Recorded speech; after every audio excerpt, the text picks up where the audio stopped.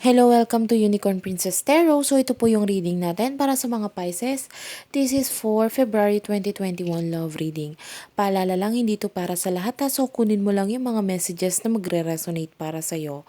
Also, kung ikaw ay cross-watcher, pwedeng miging ikaw ito at hindi si Pisces. So bahala ka nang ilagay ang sarili mo sa sitwasyon. Pwedeng magkapalit-palit ang rules depende sa nangyayari sa iyo. Etong left side ang sa person mo, yung sa right naman ang sa iyo. Pero pwede magkapalit-palit, pwedeng ikaw yung maging sa left and siya yung sa right. And of course, we do have two more channel, Virgo Philippines. If you're dealing with a Virgo, feel free to check it out. Pwedeng may mga reading din doon para sa'yo. And also doon sa ating Madam PTV, meron din po tayong mga Pisces reading dyan. Feel free to check it out. So start na natin ang reading. We have here Seven of Swords and Five of Pentacles. You might be dealing with us, Gemini, Libra, Aquarius, Taurus, Virgo, Capricorn energy. This is your person. For what I can feel here, kahit konting pansin man lang ba or message, I feel like this person is asking for more. Kasi maaaring naghihintay siya and maaaring naghahangad siya ng there's separation here, so pwedeng may break up between the two of you, a lot of sadness, thinking about you, yearning, and we have your Ten of Wands, Aries, Leo, Sag energy, and Ace of Wands. Ang nakukuha ko dito, maaaring inaalisan mo or binabawasan mo yung yung energy mo dito sa person na ito. Maaaring through text, through chat, medyo binabawasan mo yan. Or, completely inalis mo. Kasi may pagbabawas ka na inalis dito eh. Yung nagpapahirap sa'yo, inalis mo yon. And I feel like you're concentrated on the new beginning with the Ace of Wands. Ang daming nag-grow sa'yo ngayon. I feel like a lot of plans here. Pwedeng may iba sa inyo naglilipat ng bahay. So, maraming pinagfo-focusan. Kumbaga, and I feel like you're trying to build yourself. Pero yung person mo with the Seven of Swords, there's a lot of, I feel like being patient. Etong person mo, hinihintay ka pa rin niya. And we have here Five of Pentacles. I don't know, there's some sort of changes na gustong mangyari ang person mo.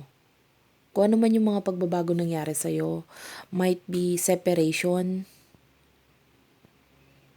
Gusto ng pagbabago ng person mo eh. If this is your past, nakukuha ko yung energy na gusto niyang bumalik. Gusto pa rin niya magkaroon ng another chance with you.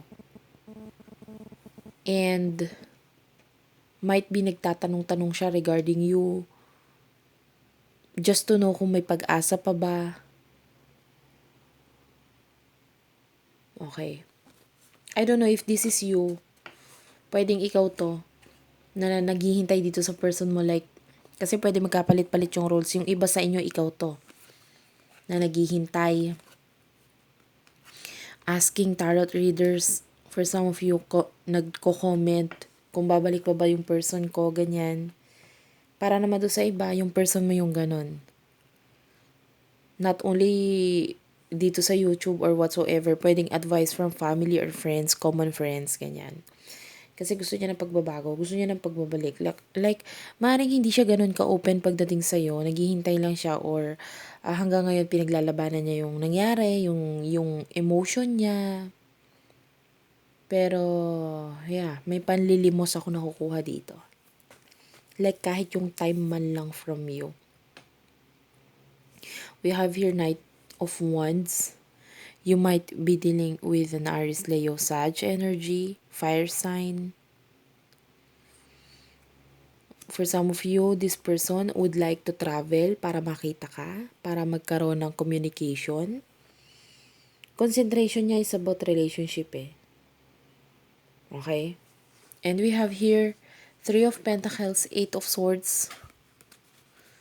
Not enough. Three of Wands. And Page of Pentacles. Taurus, Virgo, Capricorn, Gemini, Libra, Aquarius, Aries, Leo, Sag energy. For what I can see here, possible that there's a third party relationship. Okay? Pwedeng may third party relationship. Uh, Either side pwedeng sa side mo or sa side niya ha.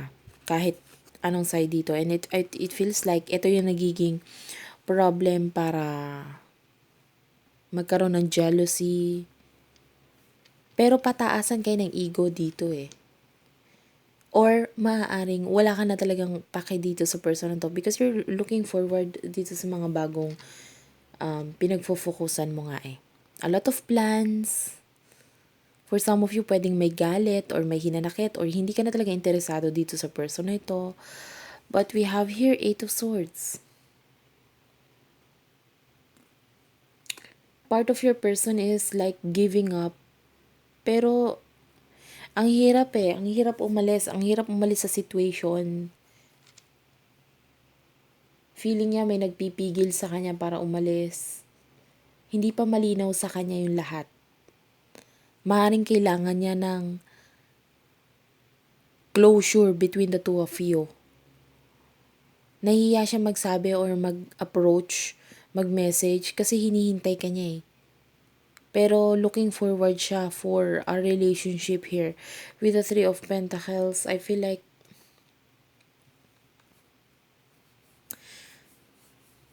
I don't know, it feels like growth for this person. Kailangan niya mag-grow.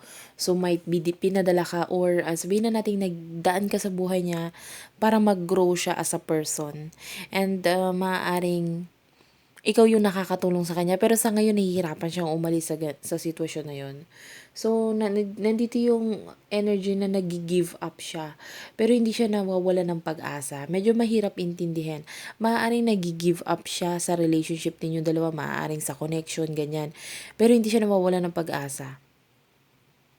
Ibig sabihin, part of this person, naghihintay pa rin. Nag-give up lang siya na siya yung gagawa ng effort, ganyan, or lalapit, ganyan. Hindi yon na nakikita ko. Nakikita ko, hindi siya nawawala ng pag-asa sa paghihintay. Pero sa paggawa ng movement, maaaring nag-give up siya. Nagkakaroon ng restraint or pagpigil sa sarili. Okay? So, maaaring ang energy niya is like waiting. Ganun lang. Possible kasi, now we have here 5 of Wands, a lot of fighting already, a lot of challenges, inner conflict, competition sa relationship, lahat ng yan. So, maaaring ito yung nagiging main problem dito. Maaaring hindi ka na rin interesado kasi you have this new stage of relationship. And kung nagkaroon man kayo ng relationship, maaaring hindi naging maganda yung resulta. That's why, and nagkaroon ng pagkakawala ng tiwala dito eh. And you know, pag nawala na yung tiwala, ang hirap na kasing ibalik nun. 'Di ba? And we have your Ace of Cups, Page of Cups, Cancer, Scorpio, Pisces energy. A lot of love here. Sobrang laki ng pagmamahal pa rin na nararamdaman niya sa'yo. There's a spiritual development. Nade-develop siya dito sa spirituality niya sa person. And ang nakukuha ko dito is that this person is really focused. Okay? Focus dito sa pagmamahal dito. Deep love na ito. Like freedom sa nararamdaman niya. Kasi feeling niya nahihirapan siya ngayon. Kailangan niya ng freedom, kapayapaan, ganyan.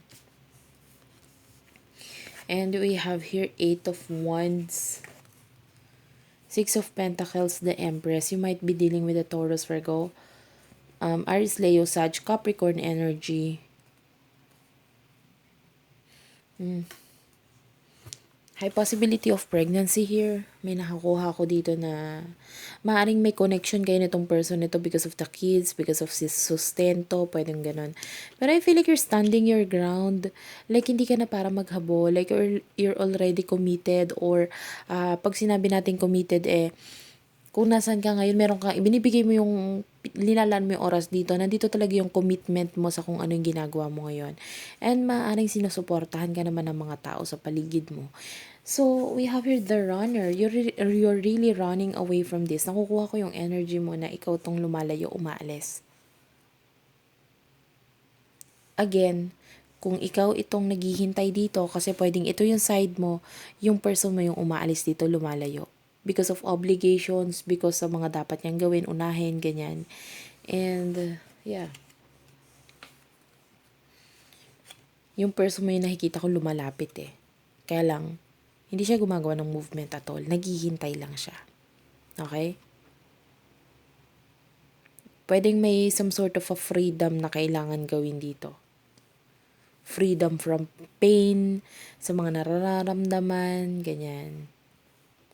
And I feel like your person is being immature dito ha. Hindi niya kayang i-handle yung emotions niya as a mature person. So, there's immaturity here na nakukuha ko. Okay?